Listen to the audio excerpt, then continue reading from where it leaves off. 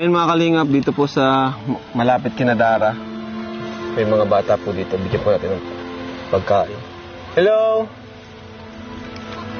For today's vlog mga pare, may panibagong YouTube channel naman tayong i-review o i-feature walang iba kundi yung YouTube channel ni Idol Kalingap Rob.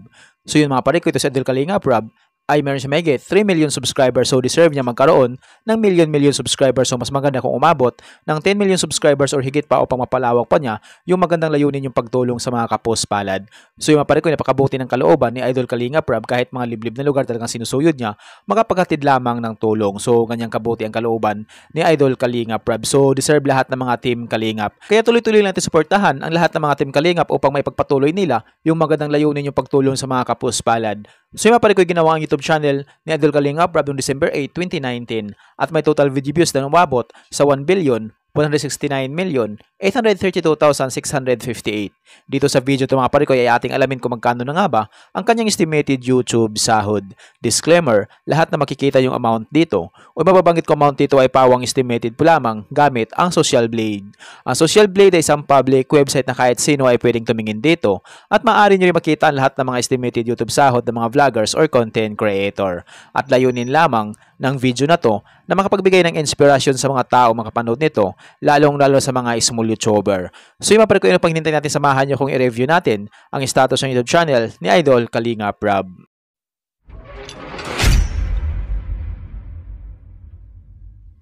So yun mga pare ko, dito tayo ngayon sa official YouTube channel ni Idol Kalingap Rob dito sa Social Blade. So mayroon na siyang 2,237 uploads na video. At yung kanyang subscribers ay umabot na sa may 3 million subscribers. So deserve ni Idol Kalingap Rob na magkaroon siya ng maraming subscribers sa kanyang YouTube channel. So mas maganda kung umabot ng 10 million subscribers itong si Idol Kalingap Rob upang may pagpatuloy pa niya yung magandang layunin yung pagtulong sa mga kapos palad. So alam naman natin kung gaano na karami ang natutulungan ni Idol Kalingap Rob at kung gaano karami ang nabigyan ng disenteng pabahay. So yung pare ko, yung total video views na nakuha ni Idol Kalingap Rob ay umabot na sa 1,168,660,817. Country, Philippines. Channel type, entertainment. Ginawa kay YouTube channel December 8, 2019. Total grade na nakuha siya ng letter B+. Social Blade rank ay pang 15,186. Subscriber rank ay pang 1,077. Video views rank ay pang 16,329.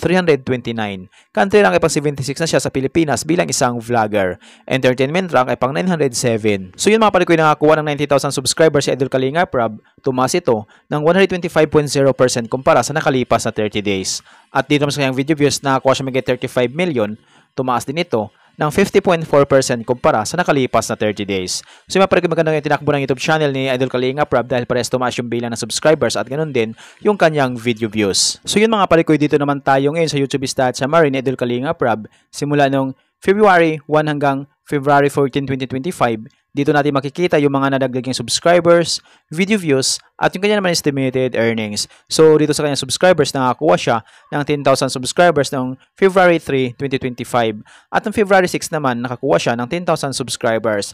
At noong February 8 naman, nakakuha siya ng 10,000 subscribers. So, dito sa kanyang estimated earnings mga parikoy, dito natin makikita yung araw-araw na kinikita ni Idol Kalingap Rob. So, maaari siya dito kumita ng $327 up to $5,200 $648 up to $10,400 $377 up to $6,000 $732 up to $11,700 $336 up to $5,400 $369 up to $5,900. So yan yung posibleng kitain araw-araw ni Idol Kalingap Rob sa kanyang YouTube channel. Pero yung titingnan natin dito mga parikoy ay yung kanyang daily average at weekly average. So sa kanyang daily average, nakakuha siya ng 3,000 subscribers at may total video views na umabot sa 1,179,723 at kumita siya ng $295 sa lowest at yung highest naman umabot sa $4,700.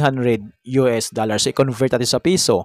Simula natin pag-convert sa lowest na mayroon siyang $295 i-times natin sa 58 ay meron sa 17,110 pesos na posibleng kitain sa loob ng isang araw. At kung abot naman yung highest na umabot sa $4,700 i-times natin sa 58 ay meron siyang 272,600 pesos na posibleng kitain sa loob ng isang araw. So yung maparikoy dito naman sa kanyang weekly average, nakakuha siya ng 21,000 subscribers at may total video views na umabot sa 8,258,061 at kumita siya ng $2,100 sa lowest at yung highest naman umabot sa $33,000. I-convert natin sa piso. Simula di pag-convert sa lowest na mayroon siyang $2,100 i-times natin sa 58 ay meron siyang 121,800 pesos na posibleng kitain sa loob ng isang linggo. At kung mabot naman yung highest na mabot sa $33,000 i-times natin sa 58 ay meron siyang 1,914,000 pesos na posibleng kitain sa loob ng isang linggo. So yung mga parikoy, dito naman tayo ngayon sa kanyang estimated monthly earnings. So disclaimer po lamang mga parikoy, ang video na ito ay layunin lamang na makapagbigay ng inspirasyon sa mga tao makapanood nito, lalong-lalo na sa mga small YouTuber. Lahat na makikita yung amount dito o mababanggit ko amount dito ay pawang estimated po lamang gamit ang Social Blade. Ang Social Blade ay isang public website na kahit sino ay pwedeng tumingin dito at maaari nyo rin makita ang lahat ng mga estimated YouTube sahod ng mga vloggers or content creator. So yung mga parikoy, dito sa kanyang estimated monthly earnings sa lowest, meron siyang $8,800 at yung highest na may mabot sa $141,600. So i-convert natin sa piso. Simula di pag-convert sa lowest na mayroon siyang $8,800 i-times natin sa 58 ay mayroon siyang 510,400 pesos na posibleng kitain sa loob ng isang buwan. At kung mabot naman yung highest na mabot sa $141,600 i-times natin sa 58 ay meron siyang 8,212,800 pesos na posibleng kitain sa loob ng isang buwan.